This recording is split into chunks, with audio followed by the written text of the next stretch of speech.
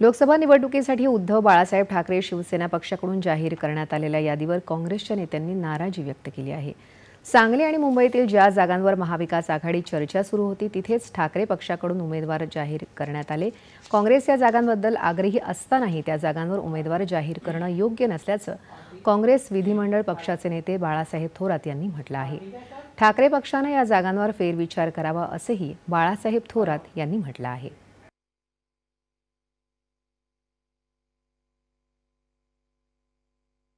उद्धवजींच्या शिवसेनेने यादी जाहीर केलेली आहे।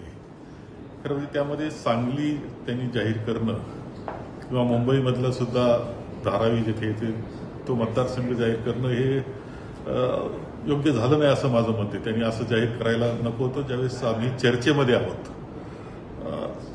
यामध्ये शेवटी एकत्र ज्यावेळेस आम्ही आघाडी आहे तो आघाडी धर्म असतो आणि तो सर्वांनीच पाळला पाहिजे। त्यामुळं त्यांनी हे जागा जाहीर करणं योग्य नाही। आमचा आजही आग्रह या जागेसाठी आहे।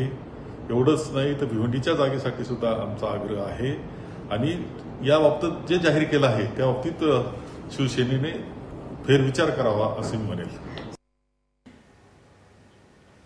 उद्धव बाळासाहेब ठाकरे शिवसेना पक्षाच्या मुंबईतल्या उमेदवारीवरून काँग्रेस नेते संजय निरुपम यांनीही नाराजी व्यक्त केली आहे।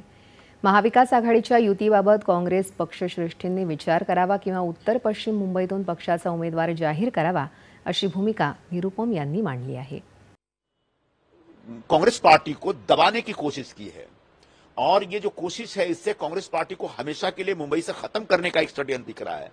उसमें कांग्रेस को निकल के आना पड़ेगा। कांग्रेस के नेतृत्व को एक स्टैंड लेना पड़ेगा इस पूरी भूमिका पे। अगर कांग्रेस को बचाना है तो दो ही ऑप्शन है, एक तो हम अलायंस तोड़ दें और दूसरा नहीं तो फ्रेंडली फाइट करें।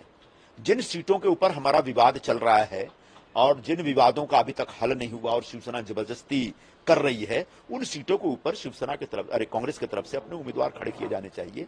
उत्तर पश्चिम मुंबई में जो मैं कई विकल्पों को लेकर खड़ा हूं उसमें पहला विकल्प मेरे समक्ष यही है कि आप फ्रेंडली फाइट के लिए हमको अनुमति दीजिए और हम उत्तर पश्चिम से शिवसेना और जो भी बीजेपी या शिवसेना का दूसरा कैंडिडेट होगा उसके खिलाफ एक तीसरे कैंडिडेट के तौर पर मैं उतरूंगा।